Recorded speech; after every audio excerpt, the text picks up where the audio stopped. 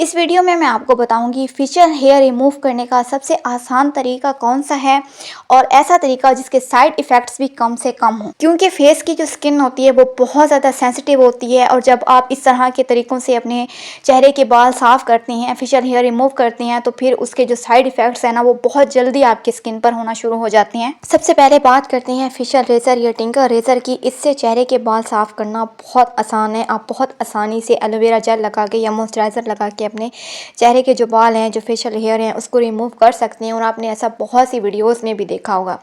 अच्छा, यहाँ पे ना मैं एक बात कहना चाहूँगी, ग्रूमिंग टिप्स वाली बहुत सी वीडियोस में आप लोगों ने देखा होगा कि ऐसा कहा जाता है कि अगर चेहरे पे बाल हो तो मेकअप अच्छा नहीं होता, बेस सही नहीं लगता, या लड़कियों के चेहरे पे बाल होना अच्छा नहीं है, मतलब बुरा लगता है अगर लड़कियों के चेहरे पे बाल हों या हाथों पे बाल हों। लेकिन हकीकत में ऐसा कुछ भी नहीं है, क्योंकि ये एक बहुत ही नेचुरल सी चीज़ है। अगर आपके चेहरे पे बाल हैं, आपके हाथों पे बाल हैं, तो इसमें ये कोई शर्म की बात नहीं है, ये कोई मसले वाली बात नहीं है, क्योंकि ज़ाहिर है हम लड़कियां भी इंसान हैं। चेहरे पे बाल होना, आईब्रोज़ का पतला या मोटा होना, घना होना सॉरी, तो ये एक तरह की आम सी बातें हैं। इसको इतना ज़्यादा अपने जहन पे सवार करने की ज़रूरत नहीं है कि हर हाल में परफेक्ट होना है, और इसके लिए आप खुद को तकलीफ़ भी दे रही हैं। अगर आपने अपने फेशियल हेयर रिमूव करनी है, अपनी आईब्रोज़ को शेप देनी है, तो ये सिर्फ आपकी अपनी चॉइस होनी चाहिए। अगर आप खुद को इसके साथ कंफर्टेबल फील करें या ना, तब आप करें, ना कि वीडियोस में देख के कि जी चेहरे पे जो बाल हैं वो लड़कियों के नहीं होने चाहिए, अच्छे नहीं लगते, और उसको देख के आप अपने चेहरे के बाल साफ़ कर लें कि शायद मेरे भी अच्छे नहीं लग रहे होंगे।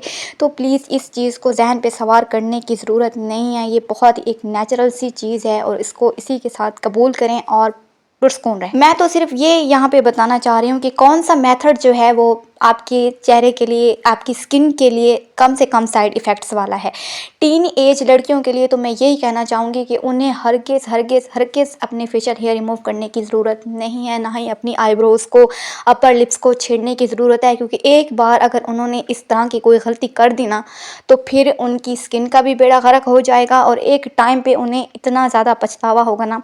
मैं सच कह रही हूँ, मेरे साथ ऐसी बहुत सी लड़कियाँ थी जिन्होंने बहुत छोटी एज में ही अपने चेहरे के बाल साफ़ करना शुरू कर दिए थे, आईब्रोज़ बनाना शुरू कर दी थी, और अब आके उनकी स्किन का सत्यानाश होता मैंने खुद देखा है। इसीलिए मैंने सोचा कि इस टॉपिक पे एक वीडियो बना लेती हूँ।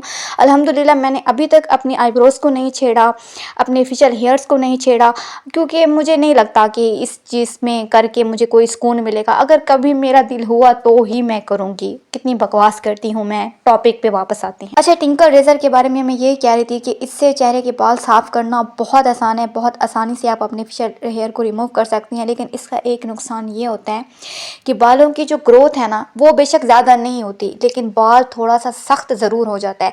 और बाज़ औक़ात ऐसा होता है, मतलब आपके जो बाल है ना वो आपके फेस पे कांटों की तरह खड़े होते हैं। जब आप मुसलसल और हर हफ्ते इसका इस्तेमाल करते हैं ना, तो फिर ये वाला मसला ज़रूर होता है। अच्छा, मर्दों की स्किन जो है वो इतनी रफ टफ क्यों होती है, इतनी मतलब खुरदरी सी क्यों होती है? क्योंकि वो रेज़र का इस्तेमाल कर रहे होते हैं ना, अपने चेहरे पे ब्लेड का इस्तेमाल करती हैं, तो इसीलिए। तो ये टिंकर रेज़र फेशियल रेज़र ही है, एक तरह का ब्लेड ही है। चाहे आप इसको जो नाम दे दें, इसको पिंक कलर में कर लें, रेड कलर में कर लें, होता उसमें भी ब्लेड ही है, और काम वो ऐसे ही कर रहा होता है जैसे मर्दों की स्किन पे उनका रेज़र काम करता है ना, वैसे ये वाला रेज़र आपकी स्किन पे काम कर रहा होता है। तो यहाँ तक आ गए हैं तो सबसे पहले मेरे यूट्यूब चैनल को सब्सक्राइब कर दीजिए प्लीज़ प्लीज़ प्लीज़। रेज़र को बार बार एक ही जगह चलाने से स्किन में इरिटेशन हो सकती है। रेज़र पम्प्स बांध सकते हैं, क्योंकि बाल जो हैं वो सीधे कटते हैं तो वापस उगते भी ऐसे हैं, और इसलिए स्किन के अंदर या साइड में मुड़ जाती हैं, जिसकी वजह से छोटे छोटे से दाने बन जाते हैं। वो आपकी चिन और जॉ लाइन पे साफ नज़र आती हैं। शदीद किस्म का ब्रेकआउट्स भी हो सकता है, और आपकी स्किन पे छोटे माइक्रो कट्स लग जाती हैं। वो कट जो नज़र भी नहीं आते, मगर आपकी स्किन पे इन्फेक्शन का यही फिर रीज़न बन जाते हैं। इनग्राउंड हेयर का मसला हो सकता है, आपकी स्किन बहुत ज़्यादा ड्राई हो सकती है, रफ हो सकती है, क्योंकि ये नेचुरल ऑयल्स को भी साथ हटा देते हैं। सबसे बड़ा जो टिंकर रेज़र या रेज़र का साइड इफ़ेक्ट है ना, वो ये है कि लंबे अरसे तक अगर आप इसका मुसलसल इस्तेमाल करते हैं ना, तो आपकी जो स्किन है ना वो डार्क हो सकती है। मतलब जहाँ पे भी करते हैं, चाहे अपने फेस पे, चाहे अंडर आर्म्स में, आपका वो वाला एरिया इंतहाई डार्क हो जाएगा। इसलिए प्लीज़ रेज़र का इस्तेमाल ना करें, ये कोई मतलब कोई अच्छी चीज़ नहीं है। दूसरे नंबर पे है फेस वैक्सिंग।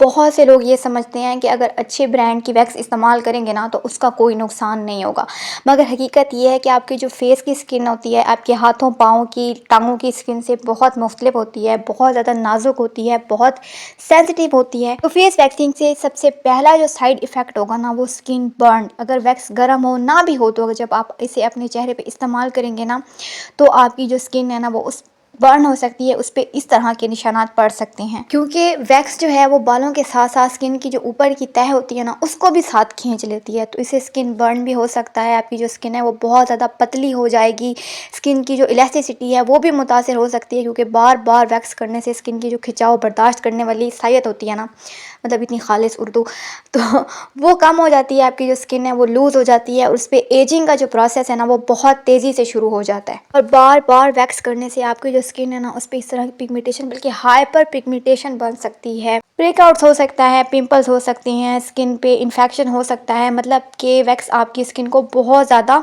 सेंसिटिव कर देती है। और सोने पे सुहागा आप जो इस तरह की नाइट क्रीम्स लगाते हैं, फिर फार्मूला क्रीम्स या इस तरह की क्रीम्स, जिनके साइड इफ़ेक्ट्स पर मैं ये वाली वीडियो भी बना चुकी हूँ, वो भी लाजमी देख लीजिएगा।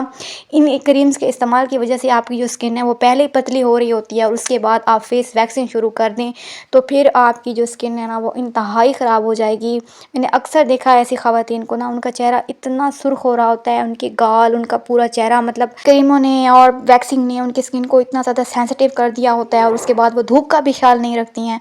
ऐसे ही धूप में, आग में, किचन वाले काम वगैरह जो करती रहती हैं तो उनकी जो स्किन है वो बहुत ज़्यादा फिर डैमेज हो जाती है। अच्छा, फेशियल हेयर रिमूव करने के लिए ना सबसे कम से कम साइड इफ़ेक्ट वाला जो तरीका है ना वो है थ्रेडिंग, क्योंकि एक तो थ्रेडिंग से बाल जो हैं वो जड़ से निकलते हैं, बाल आहिस्ता वापस आते हैं और दोबारा जब बाल उगते भी हैं तो वो नरम होते हैं, सख्त नहीं होते। इसके लिए वो जो थ्रेडिंग के लिए मखसूस धागा होता है ना, अगर वो इस्तेमाल करें तो वो ज़्यादा मतलब अच्छा होता है। ये केमिकल फ्री है, इसमें कोई वैक्स नहीं है, कोई क्रीम नहीं है, कोई हीट वगैरह नहीं है, स्किन की जो इलास्टिसिटी है वो भी महफूज रहती है, और जो है वो पिगमेंटेशन का या इस तरह का जो ख़तरा होता है ना, इरिटेशन का या डार्क स्पॉट्स का, वो भी कम से कम होता है। और उसके जो थोड़े बहुत साइड इफ़ेक्ट हैं, जैसे रेडनेस हो सकती है, वो बहुत थोड़े टाइम के लिए हो सकती है, थोड़ी सी इरिटेशन भी होती है, स्किन थोड़ी सी स्वेलिंग भी हो जाती है, मतलब कि थोड़े बहुत साइड इफ़ेक्ट्स तो इसके भी हैं। लेकिन वैक्स और अगर रेज़र की बनिस्बत देखें ना तो फिर ये जो तरीका है ना ये बहुत बेस्ट है। अगर आपकी स्किन बहुत ज़्यादा सेंसिटिव है या आपको बहुत ज़्यादा पेन होता है तो इस तरह की जो नम क्रीम्स होती हैं ना, अक्सर